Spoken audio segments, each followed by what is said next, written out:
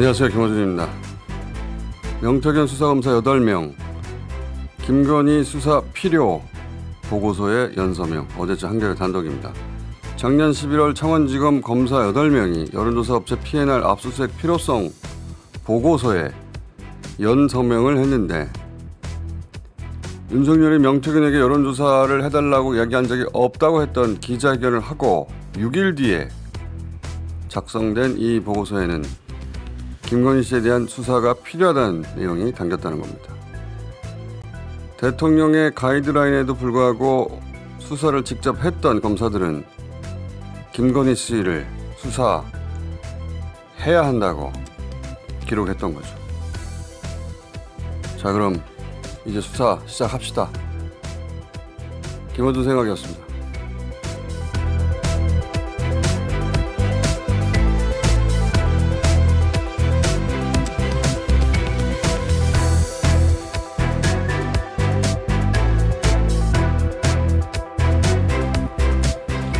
점선은 힘들다 안규령입니다.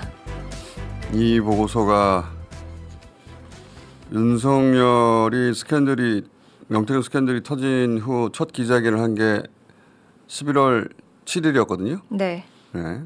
이때 윤석열은 여론조사 해달라는 거 부인했잖아요. 네, 명태균 씨에게 여론조사를 해달라는 이야기를 한 적 없다.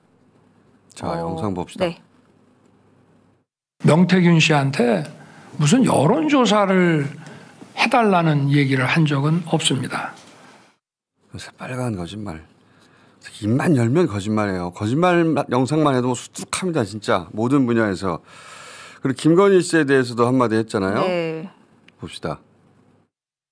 대통령 부인이 대통령을 좀 도와서 어쨌든 선거도 좀 잘 치르고 국정도 남들한테 좀 욕 안 얻어먹고 좀 원만하게 잘 하기를 바라는 그런 일들을 국정농단이라고 그런다면은 그거는 국어사전을 좀 다시 좀 정리를 해야 될 것 같다는 생각은 좀 들고요. 그래서 당시에 윤석열이 사실상 수사 가이드라인을 준 게 아니냐 하는 그렇죠. 비판이 제기됐습니다. 이렇게 가이드라인을 그어주지 않으면 그 선을 넘어올지 모르니까 딱 이렇게 정리하라고 본인 입으로 말을 한 건데, 그런데 이 기자회견 후에 6일 있다가 이 보고서가 작성이 됐어요. 창원 수사팀은 윤석열 가이드라인을 알고 나서도 김건희 수사 받아야 한다는 보고서를 쓴 거예요. 네. 아마 자기들끼리 회의를 했겠죠. 대통령이 이렇게 하는데 우리 어떡하냐. 근데 수사를 했던 당사자들은 김건희 씨 당연히 소환해야 된다 이런 결론인데 대통령이 안 된다고 하잖아. 어떡하지? 자기들끼리 의논 끝에 우리 8명 다 쓰자 이름. 네. 이렇게 된 거라고 봅니다. 예. 이 보고서에 보면 명태균이 정한 여론조사를 단순히 참고 삼아 제공받은 것을 넘어 요청한 것이, 네, 윤석열에게 유리한 여론조사를 요청한 것이 아닌지 의심할 만한 정황이 있다. 그래서 김건희 수사 필요하다라는 내용을 보고서 곳곳에서 강조했습니다. 대통령이 가이드라인을 줬는데 일주일 후에 수사검사들이 아니다, 김건희 수사해야 된다라는 의지를 담았다는 점에서 아주 중요한 보고서예요. 윤석열이 계엄 준비를 이미 작년부터 해왔던 정황들이 계속 나오고 있는데 그 실행 시점을 12월 3일로 잡았던 건 바로 이 명태균 수사 관련이 아닐까? 이런 의구심이 계속 커질 수밖에 없어요. 예, 이 대목은 잠시 후에 주진희 기자하고 자세히 얘기 나눠볼 텐데, 왜냐하면 주진희 기자가 드디어 그 공천 개입 관련 김건희 씨 목소리, 황금폰에 있다는 그 목소리, 주진우 열심히 명태균 씨 만나러 다녔거든요. 드디어 그걸 받았네. 예. 그 목소리 파일을 거의 다 받은 것 같은데 어제는 한 꼭지를 공개했어요. 아, 이거 하나가 아닌가요? 하나가 아니에요. 예, 저도 못 들었어요.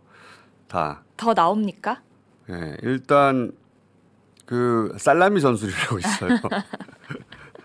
어제 주라이브와 동시에 시사인 통해서 같은 파일 배포됐는데, 자, 그때 상황, 그러니까 11월 7일 윤석열 기자회견하고 그리고 11월 13일인가 이 보고서가 나오는 날 네.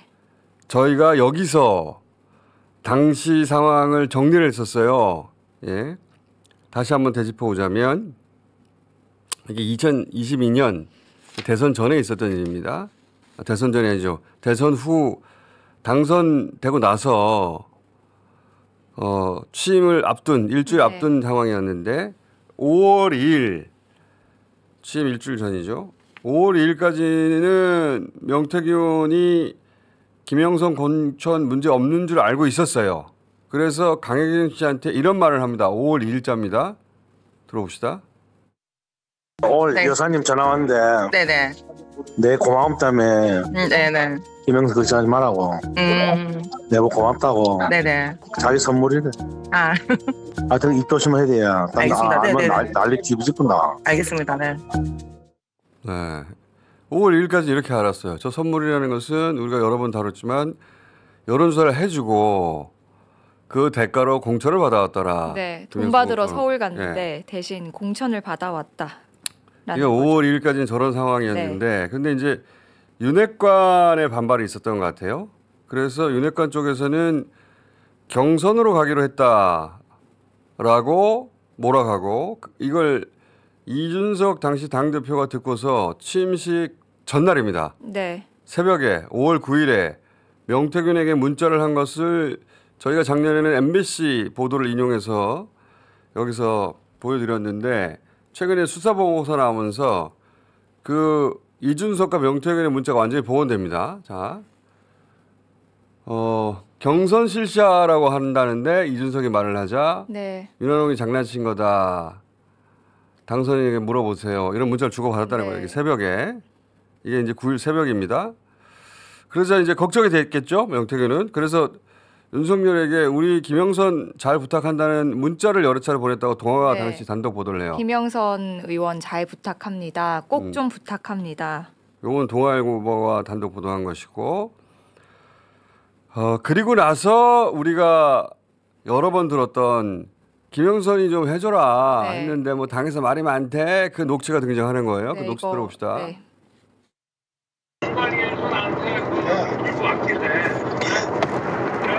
김영선이 경선 때도 열심히 뛰었으니까 너는 김영선이 좀 해줘라 그랬는데 이게 말이 많네. 진짜 평생을 잊지 않겠습니다. 고맙습니다. 예. 말이 많네. 저 특유의 말투. 그리고 이 통화 후에 이준석에게 다시 문자를 합니다.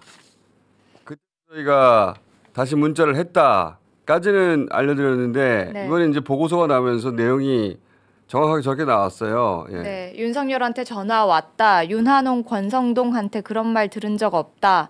하면서 윤상현한테 전화해서 김영선 주라고 하겠다라고 들었다라는 거죠. 저 뒷부분은 없는데 윤사장에 전화해서 저 뒷부분도 그 온전한 녹취는 있다고 합니다. 네. 우리가 들은 건 17주짜리 그 말이 많대까지만 있잖아요.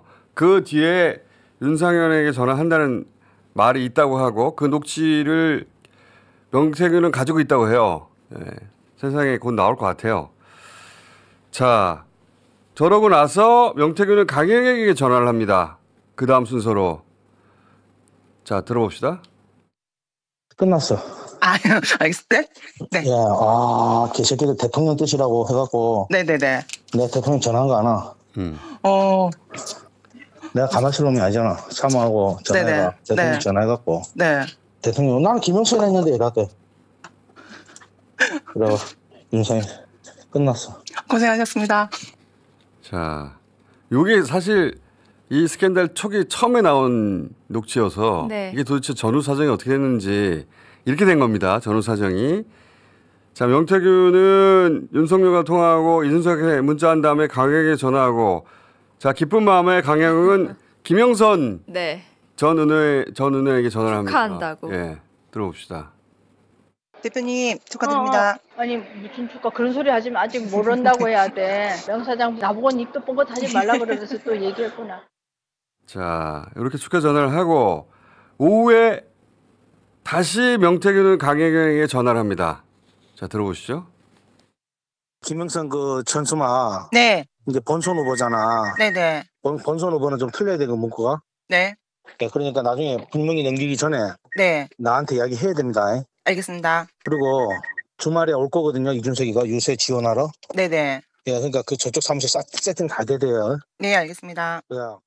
자, 이제 김영수 공천이 기정사실이 된 거죠. 그래서 기쁜 마음에 현수막 어떻게 해야 된다, 이준석 온다 이런 얘기하고 네. 요게 24시간 이내에 벌어졌던 순차적으로 그날의 일이에요. 네, 예. 취임식 하루 전날 있었던 일입니다. 이걸 저희가 석 달 전에 이미 정리를 해뒀는데, 근데 어제 이제 주진우 기자가 내놓은 김건희 파일은 그럼 어디 들어가는 거냐? 자, 윤석열이 아까 그 당에서 말들이 많대. 그 뒤도 이어진다고 하는데 그까지 딱 들었잖아요, 저희가. 이 녹취가 어떻게 이루어졌냐면 차 안에서 누군가에게 윤석열에게 자신에게 이런 전화가 왔다는 걸 명태균 씨가 들려줍니다. 네. 그거를 그 누군가 다시 녹음한 거예요. 이 녹취를 들려준 후에 그 당에서 말들이 많대 녹취를 들려준 후에 이어서 명태균은 그 차 안에서 설명. 그 누군가에게 네. 윤석열 흉을 보면서 당시 상황을 설명을 해요. 자, 이걸 들어봅시다. 지 마누라가 옆에서 아니 오빠 명선생님 그거 처리 안 했어? 명선생님이 이렇게 아침에 이래 놀라셔가지고 전화 오게끔 만든 게 오빠 이거 오빠 대통령으로 자격 있는 거야? 그리고 처음에 무슨 말이 많은지 나는 했다 마누라 앞에서 했다고 변명하는 거야. 자, 저렇게 상황 설명을 해주고 나서 바로 이어서 이런 말을 해요. 들어봅시다. 마누라가 딱 옆에서 그리고 바로 끊자마자 마누라 전화 왔어. 선생님 윤상현이한테 전화했습니다. 보안 유지하시고. 자, 저때 저런 말을 했거든요. 윤석열과 통화, 그 말이 많대. 그걸 네. 끊고 윤상현한테 전화한다고 지금 여기 녹취는 안 나오는데 그런 녹취가 있다고 해요. 네. 윤석열이 말을 하고 끊자마자 김건희가 전화를 걸어와서 와서 이 김영선 전 의원 공천 관련 이야기를 나눴다. 네, 보안 유지하시고 윤상현에게 전화했다는 취지의 말을 했다는 거예요. 요 내용입니다. 요거 어제 주진우가 처음 공개한 건데 그 내용이 지금 나온 거예요. 들어봅시다. 아, 예, 사모님.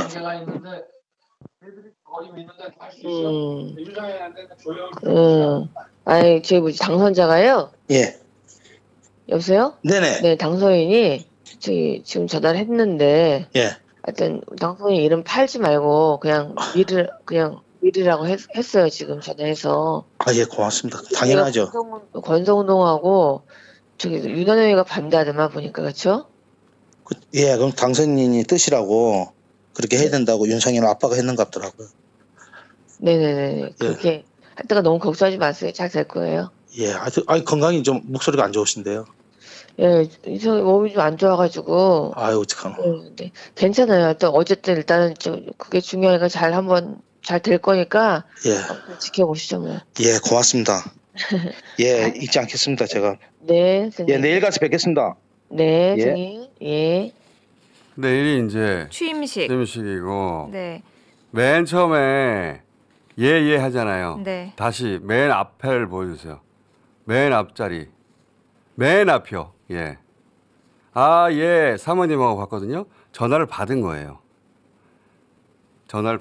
실제로 그 명태균 씨 주장대로 전화를 끊자마자 김건희 씨가 전화를 해서 대화 내용이 윤상현한테 연락할 것이다. 이런 거거든요. 네.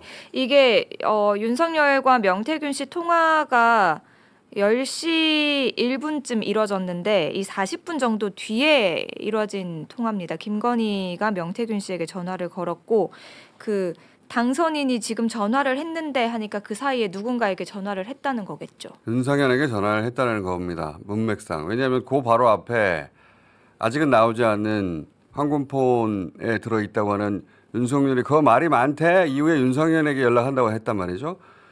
그리고 나서 이어진 이 통화예요. 전화했더니 잘 될 거다. 공천 개입이 확인이 되는 거죠. 윤석열, 김건희의. 예.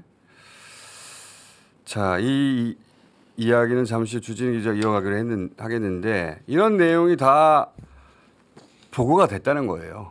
윤석열에게. 네. 보고가 됐기 때문에 윤석열이 나와서 그런 기자회견을 한 겁니다. 그런데 보고가 된 후에 윤석열이 그런 기자회견, 가이드라인을 준 것을 보고 검사들은 아니 이거 나왔는데 어떻게 하고 수사해야 한다고 연서명을 한 거예요. 그 검사 8명은 자기 직을 어느 정도는 건 거죠. 그렇죠. 의지를 보여줌과 동시에 또 공동으로 책임을 져야 할 상황에 대비를 한 겁니다. 저 녹취가 나왔는데 어떻게 해요, 자기들이. 그런 상황이었던 겁니다. 그리고 명태균 씨가 12월 3일 날 구속 기소됩니다. 그날 계엄이 터진 거예요. 그러면서 그때도 뭐 녹취 네. 이 경고를 했거든요. 자, 오늘 윤석열 최후 변론이 있습니다. 그렇죠? 오늘 헌재에서 최후 변론이 있는데 그 내용은 내일 전해드리기로 하고, 자, 시간상 다른 얘기하기 전에 민주당에서 그래서 김건희 특검을 발의했거든요. 근데 상설 특검으로 발의했어요. 네, 상설 특검을 발의한 장경태 의원 잠시 연결해보고 다시 이어가겠습니다. 의원님. 네, 안녕하세요. 장경태입니다. 네, 이번에 특검은 그동안 발의했던 김건희 특검은 대통령 거부권 행사로 폐기됐잖아요. 네. 4번이나 폐기됐는데 이번엔 상설 특검입니까? 네, 그렇습니다. 그러면 거부권 대상은 아닌데 최상목 대행이 즉시 임명해야 되는데 특검을 최상목 대행이 안 하지 않을까요? 일단 일반 특검법과 별개로 상설특검은 법안이 아니라 수사요구안이기 때문에 거부권 행사 대상은 아니고요. 네. 또 최상목 대행도 지금 내란특검법에 대해서 내란특검 또 상설특검 수사 요구에 대해서 이 특별검사 수사 요구를 하지 않고 있기 때문에 그렇죠. 또 거기에 대한 이 부담이 있을 텐데 이번에 김건희 특검 이 상설특검 같은 경우도 만약 수사 요구안에 대해서 사실상 수사 의뢰를 하지 않고 있다면 아마 거기에 대해서 내란 동조 세력이다. 또 김건희 방탄의 이 대통령 대행이 그러니까 직접 관련 있는 윤석열도 아님에도 불구하고 하는 것에 대해서 저는 당연히 부담을 느끼리라 보고요. 그래서 지금 뭐 일반 특검법과 별개로 상설 특검 수사 요구안을 미리 발의를 해놔야 된다라고 생각해서 이번에 발의하게 됐습니다. 알겠습니다. 상설 특검은 일반 특검과 다르게 거부권 행사할 수 없어서 사실은 대통령 혹은 대통령 권한 대행이 검사를 추천해야 되는데 이걸 추천하지 않고 벌써 2달째 버티고 있단 말이에요. 최상목 대행이. 네. 내란 특검 관련 경우에. 자, 김건희 특검을 하나 더 보태는 거죠. 이것도 과연 뭉개는지 지켜보겠다는 이런 말씀이신 거고. 그렇죠. 네. 예. 지난번 그 일반 특검으로 발의됐던 김건희 특검법과 내용이 다릅니까 많이? 아니요. 거의 이 김건희 관련된 혐의 내용 중에 명태균, 김영선 등의 선거 개입이나 불법 여론조사만 뺐고요. 그 부분은 명태균 특검법에 포함된 내용이기 때문에 이 수사 대상과 범위를 어찌됐건 구분해줬습니다. 그래서 명태균 특검법이 통과되면 명태균과 관련된 사안들은 당연히 수사가 진행될 거고요. 이번에 김건희 상설특검 수사 요구는 기존에 있었던 뭐 도입 주가 조작이라든지 뭐 뇌물성 협찬이라든지 명품백 등을 총망라해서 다 포함시켰습니다. 알겠습니다. 오늘 여기까지 듣겠습니다. 감사합니다. 네, 감사합니다. 자, 최상목 대행이 또 하나 깔아뭉개겠네요. 요것만 할까? 최상목 대행이.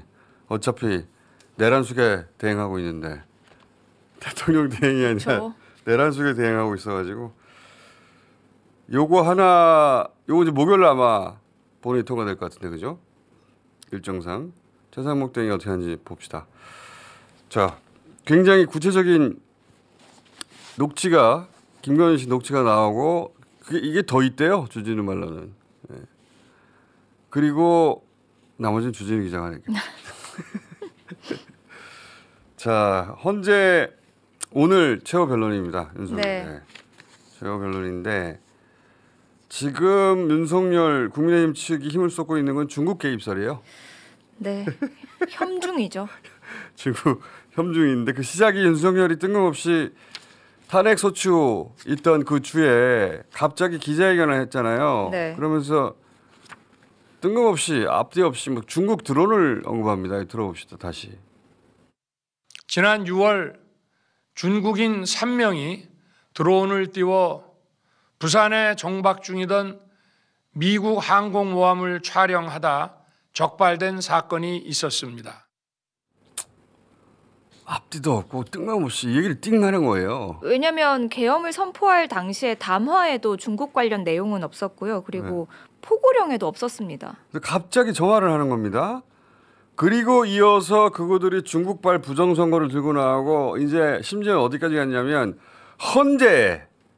헌재에 중국이 개입했다고 하는데 네, 헌재와 대법원에 중국 세력이 침투했다. 자, 들어봅시다. 하면서. 이름들 맞습니까? 헌법재판관들 이상한 이름, 중국식 이름이 많습니다. 우리 대한민국 대통령을 그런 사람들에게 심판 맡긴다는 게 말이 됩니까? 중국식 이름. 우리 이름 다 한자인데 어떻게? 그래서 저한테도 귀, 영.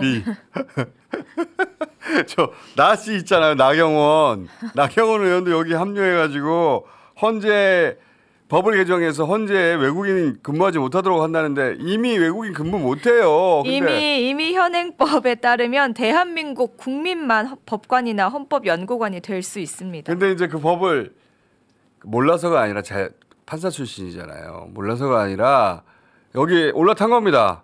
헌재 중국인이 있다. 헌재 재판관에 그 중국인이 있다. 한국 발음 이상하다. 뭐 이런 식의 이야기를 막 하고 있거든요. 거기 올라타가지고 법을 개정한다고. 자, 들어봅시다. 법을 개정을 해서 원칙적으로 금지하고 다만 예외적으로 그 외국인이 꼭 필요한 그만해, 경우에 그 기계 들을 필요 없어요. 굉장히 제한된 업무예요. 그만. 자, 나씨 저 중국성입니다. 나씨. 어쩌다 저 지경이 된 것인지 진짜. 정말. 아니, 그리고 그 발음 같은 경우에는 헌법재판소 공보관이 브리핑을 하면서 약간 이제 발음이 씹힌다고. 네. 그 발음 이상하다 저거 보라고. 그럼 나는 진짜 본토 중국 사람이야 나. 나 발음 하루에도 여러 번 씹히는데. 자, 이제 상상하기 힘든데 그렇게 얘기하고 있어요 지금. 헌재도 중국 사람들이 그리고 헌재에 나간 윤석열 측 변호인도 무슨 얘기를 하는지 들어봅시다. 수원 연수원에 있던 중국인들 90명이 그 미국 자 그만 들어요. 오키나와 길게 들을 필요 없어요. 자 이게 이제 스카이 데일리에서 보도했던 선거 연수원에서 중국인 99명을 체포해서 미군이 데려왔다. 네. 이런 보도 가지고 이거 한참 떠들었죠. 그래서 그러니까 주한미군, 뭐 주일미군 다 사실 무근이라고. 그런 일 없다고 하고 그래도 안 믿어요. 그런데 이 스카이 데일리가 출처를 뭐라고 했냐면 미군 출신의 블랙 요원. 네. 미군 출신의 블랙 요원이라고 스카이 데일리라는 매체가 그 출처를 밝혔어요. 미군 출신의 블랙 요원? 그 사람이 누구였냐? 바로 이 사람이었어요. 캡틴 아메리카 복장하고. 캡틴 코리아. 네. 저 복장을 하는 순간부터 벌써 신뢰도가 확 떨어지잖아요. 저 복장을 하고 여기저기 나타났는데 인권위에 입장하는 야당 의원들을 막아서고 엘리베이터 앞에서 막 김일성, 시진핑 욕해보라고 막 하는 사람이거든요. 들어봅시다. 아 이렇게 애국 저렇게 맞고 서요. 저게 어떻게 블랙 요원입니까? 김일성 씨새끼, 시진핑 씨새끼. 됐습니다. 지금 인원이 딱 좋아. 지금 인원이 딱 좋아. 저분이 본인 스스로 미군 출신의 블랙 요원이라고 뭐 CIA 얘기도 하고 네, 미국 육군 대위 출신이고 CIA, 모사드 등 해외 정보기관의 블랙 요원이라고 주장을 했거든요. 본인이 그렇게 주장하고 이 사람의 주장을 출처로 해서 스카이데일리가 그 보도를 한 거예요. 그 보도를 한 건데 이 양반이 중국 대사관 스카이데일리 기자한테 저렇게 말했다는 거예요. 네. 그 내용 좀 띄워봐 주세요. 이런 식으로 말했다는 거고요. 자, 다 구라니까 자 길게 들을 필요는 없고. 근데 이 양반이 며칠 전에 중국 대사관 앞으로 갑니다. 그러더니 이런 행동을 해요. 영상 있죠? 봅시다. 이 양반 없네. 되게 이상해. 경찰들이 발음이 이상하다는 거예요. 말도 좀 어눌한 것 같아. 한국분 아닌 것 같아. 나 이거 패도 되죠? 아이. 경찰을 패도 되냐고. 말씀드리잖아요. 그 부분에 대해서 민원을 제기하실 거면은 근데 갑자기 중국 대사관이거든요. 저 빨간 분이. 왜 이래. 저 안으로 뛰어들려고 하다가 제압당합니다. 그래서 체포돼요. 이 사람 이름이 뭐라고요? 안병희 씨입니다. 이분이 자기가 미군 대위 출신이고 CIA, 모사드 어쩌고저쩌고 블랙이라고 했는데 이분이 한국 출생이라는 거잖아요. 네, 다 거짓말로 드러났는데요.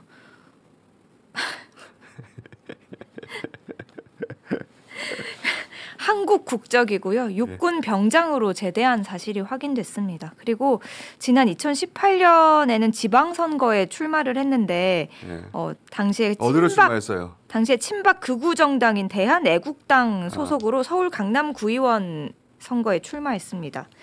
그리고 선거 출마했으면 자기 네, 이력이 있죠. 네. 그 조원진 전 의원이 창당했던 대한애국당이 보도 자료를 냈는데 이 안병희 씨는 신학과를 졸업하고 중소기업에 당시 근무하고 있었다고 합니다. 그러니까 아픈 사람이에요. 제가 보기엔 아픈 사람인데 이런 사람이 자기가 CIA 출신이고 블랙이라고 주장하며 중국인 99명이 체포됐다고 하는 말을 매체가 싣고 그걸 윤석열 변호인이 헌재에 가서 얘기하고 그리고 집회에서 계속 얘기하고 중국인들이 장악했다고 하고 지금 국민의힘이 이런 정신 상태예요. 어떻게 국정을 맡깁니까? 정신 상태가 이런데 이게 정말 아픈 사람들이에요. 화도 안 나네 진짜. 근데 그거를 너무 진지하게 믿고 계속 떠들고 헌재에 가서도 얘기하고 오늘 최후 변론이 있는데 거기 등장하지 않을까? 중국 이야기. 근데 불과 지난해 11월에 윤석열이 시진핑 주석을 만났고 한중 협력해야 된다라고 말했거든요. 그리고 더 심각한 문제는 지금 국제사회가 우려의 시선으로 바라보고 있습니다. 국제사회는 윤석열을 우려의 시선으로 바라보지 않고 아픈 사람 시선으로 바라봅니다. 이제 대화의 상대로 보지 않습니다. 부끄러우니까 빨리 끝냈으면 좋겠어요. 이젠 정말 이게 말이 되는 소리들을 해야지 조금이라도 무슨 토론을 하고 다투기라도 하지. 진짜. 그런데 오늘 최후 진술이 시간 제한 없이 진행될 것으로 보여서 어떤 이야기를 얼마나 오래 들어야 할지. 네, 1시간짜리 저희가 내일 1분으로 압축해서 드릴게요. 자, 여기까지 하겠습니다. 겸손은 힘들다 안규령이었습니다. 훈련 때 박스를 갖고 가서 박스를 밀봉 상태에서 그냥 놔두고 다녀요. 같이 휴대해 가더라도. 이거 실제 상황이라는 뜻이죠. 네, 예, 그렇죠. 네, 그거를 박스를 열고 개개인에게 실탄을 지급할 수 있는 상태. 네. 거기까지 갔다는 거잖아요. 네, 예. 알겠습니다. 그러니까 군이 출동할 때는 실탄 사용할 수도 있을지도 몰라. 이렇게 생각하고 간 거죠. 그런데 요것이 저는 707에만 해당되느냐 그렇게 생각 안 해요. 정군이 요 상태를 유지했다고 봐요. 이 시간에. 왜냐하면 정군이 경계태세 2급을 발령을 했거든요. 경계태세 2급이란 거 하면은 무장 간첩이 침투했던 정황들이 있을 때. 그러니까 언제든 개인 화기를 쓸 수 있는 상태. 네, 그렇죠. 그 상태가 네. 우리가 전군이 전군이 계엄 해제되기 전까지 전군이 언제든 개인 화기를 쏠 수 있는 총 쏠 수 있는 상태를 유지했다. 이걸 이렇게 보면 되는. 네, 그렇죠. 네. 그걸 확인한 것이고 이것은 개인 학위뿐만 아니라 정군 따져보면은 수류탄까지 다 불출을 했을 확률이 있어요. 개인 휴대량이 있거든요. 수류탄, 실탄 뭐 이런 거 다. 포병엔 포병탄까지 다. 그 계엄 작전을 짠 그 머리들은 이거 실탄 사용할 수도 있지 않나? 실탄 일단 지급하는 것까지 가. 이렇게 작전을 짰다는 거잖아요. 네, 그렇죠. 그러니까 지금은 사격 지시를 안 했다는 거 가지고 따지는데 사격 지시만 떨어지면 총을 쏠 수 있는 데까지는 갔다는 거니까. 네, 사격 지시는 사실 그거는 5.18 되는 거죠 이제. 그렇죠. 그리고 또 이런 작전을 하다 보면은 실탄 휴대했다고 하면은 꼭 사격 지시를 해서 해야 되는 게 아니라 정당 방위 차원에서 자유권 차원에서 할 수가 있잖아요. 그렇죠. 상대가 예를 들어 총 든 사람에게 뭐 위해를 가한다든가 하면은 사격할 수가 있어지는 거고. 그 상태까지 간 거죠. 네, 그런 상태까지 갔다고 봐야 되는 거죠. 네. 자, 그리고 이제 이 권영환 계엄 과장이 중요한 진술들을 했는데 우선 지금 제보를 받으신 거죠? 임종덕 의원실에서 권영환 계엄 과장한테 미리 보자고 했는데 본인은 안 갔다. 그래서 압박감을 느꼈다. 요런 사실 자체는 있었던 거네요. 보니까. 네, 그러니까요. 이것이 해유면서 공작이라고 봐야죠. 저는 그때 그 권영환 일을 그 자문했던 변호사로부터 이건 너무 압박감이 있고 하니까 이걸 좀 멈춰달라라고 제보를 받은 거죠. 네, 왜냐하면 정인으로 채택된 사람을 하루 전날 뭐 보자 말자 이래 하는 거는 당연히 형사법원에서도 재판관이 하루 전날 검사 측이나 피고인 측 보자고 하는 거랑 똑같죠. 제목에 폭등을 써버려요. 불안하죠 그러면. 네. 그리고 저 뉴스만 보면 우리가 어떤 생각이 드냐면 실제로 그럼 거래되고 있나? 그렇지. 엄청 오르겠네. 예. 그러면서 누가 불안해지냐면 무주택자분들이 불안해지. 그 집에서 그러니까 꼭 강남이 아니어도 강남부터 오르기 시작했네. 맞습니다. 가격을 전체적으로. 근데 이걸 누가 했지? 오세훈이 했구나. 오세훈 대통령 뽑아야 되겠네. 그래 내 집값이 올라가지. 이걸 바라는 거죠. 라고 저는 강력히 의심한다. 매우. 저는 근데 이제 다른 지점에서 보고 싶은 게 저런 뉴스나 이제 상황을 보면서 특히 무주택자 분들이라든지 이렇게 또 시장을 뭐 내 집 마련하고 계획 가주신 분들이 불안하게 되는 거죠. 불안하게 되죠. 그러면 이제 빚을 내서 집을 또 사게 되는 그런 악순환에 빠질 수 있다는 거죠. 악순환으로 부동산 가격을 지탱시켜 왔잖아요. 사람들의 불안을 자극해가지고. 그렇습니다. 근데 이제 다시 공직자에 나서겠다는 사람이 그 불안을 또 한 번 자극해서 공포 마케팅으로 자기 표를 얻겠다는 거 아닙니까? 근데 지금 왜 굳이? 지금 곧 조기 대선이 있을 것 같으니까요. 자기들도 조기 대선이 있을 것 같거든요, 지금. 근데 뿐만 아니라 사실은 정부도 나서고 있습니다. 그래서 일단 지금 정부가 어떤 뭐 사태 수습이라든지 문제에 나서야 되는데 정부도 지금 어떤 발표를 했냐면요. 지금 지방에 미분양 아파트가 많거든요. 근데 지방의 미분양 아파트를 일단 3,000호 정도 정부가 사주겠다. 그 최상목이 지금 그렇게 하고 있어요. 최상목 갑자기 막 사들이고 있어요. 예. 그러니까 이게 얼마나 또 명분도 잘 보면 예를 들어서 지방 경제를 살리겠다라는 명목이거든요. 그러면서 이제 1조 원 이상을 예를 들어서 공기업을 이용해서 이제 사주겠다는 거예요. 근데 예를 들어서 지금 뭐 이렇게 민생 살리기라든지 쿠폰이라든지 그거 발행을 못 하고 있지 않습니까? 그건 안 하고 건설사 미분양을 사주고 있어요.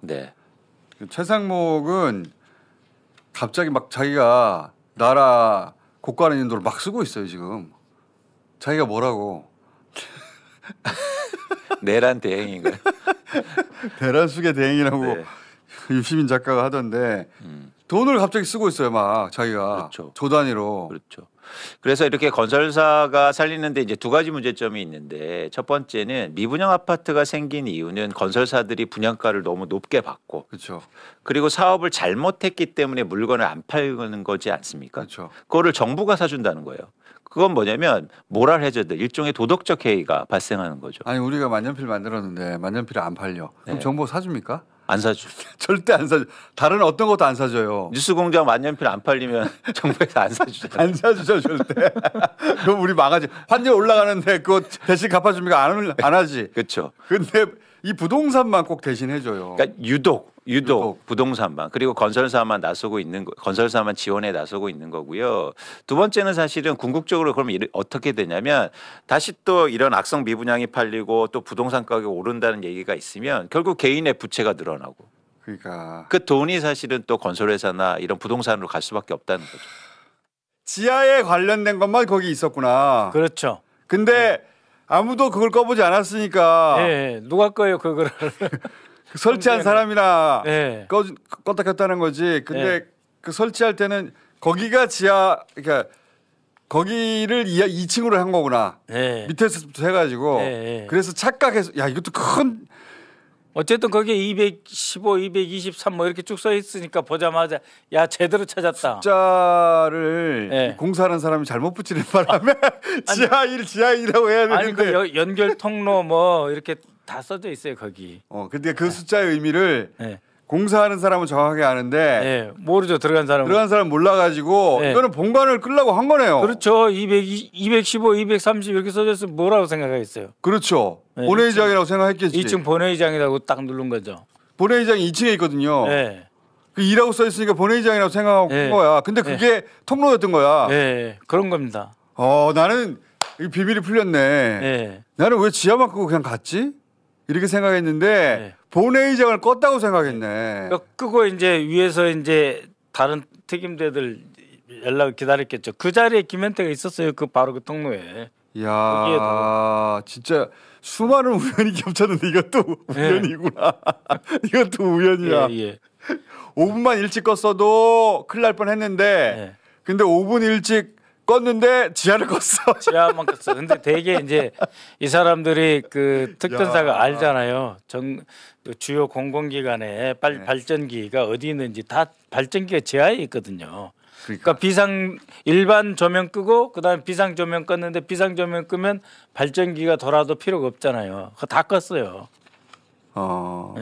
비상 전원까지도 껐다. 네, 일반 조명, 비상 조명 다 껐어요. 그러니까 정말로 본회의장을 셧다운 시키려고 했는데 그게 5분 늦었고 만약에 5분 일찍 했으면은 큰일 날 뻔했는데 그런데 5분 일찍 했어도 본회의장은 안 꺼졌다. 안 꺼지고 본회의장 시설은 별도로 매립형으로 어디서 끄는 데가 따로 있나 봐요. 따로 있나 봐요. 안 꺼졌다. 왜냐하면 본회의장 껐습니다 하고 갔는데 그거는 지하 2층이었다. 야. 지하 1층. 지하 1층. 알고 보니까 지금 이거 영화로 만들면 블랙 코미디로 만들어야 될 것 같은데. 아니 그러니까 양재웅 협력단장의 역할이 중요한 거예요. 중요했네요. 공소장 곳곳에 양재웅이 나옵니다. 근데 김영현부터 시작해서. 그래서 불려 나왔는데 사실은 우리는 처음 봤어요. 저 대목에 대해서는. 근데 지금 생각해 보면 진짜로 망설이지 않고 엘리베이터 4층에서 지하 1층으로 쫙 내려가거든요. 쫙 내려. 위에서 한번 내려다보고 쫙 내려와요. 어떻게 알았겠어 거기 있는지. 딱 정확하게 와서 분전함을 정확하게 찾고 껐는데 거기 2라고 써 있다는 거죠. 2는 본회의장이다. 하고 끈 거야. 근데 여기서 한 가지 꼭 드릴 말씀이 이 국조특위 하면서 봤더니 윤건영 의원님이요.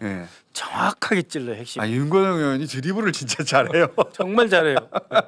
거짓말 못하게 다다다다다다 하면서 드리블을 참 잘하시더라고요. 다 듣고 보면 맞는 것 같은데?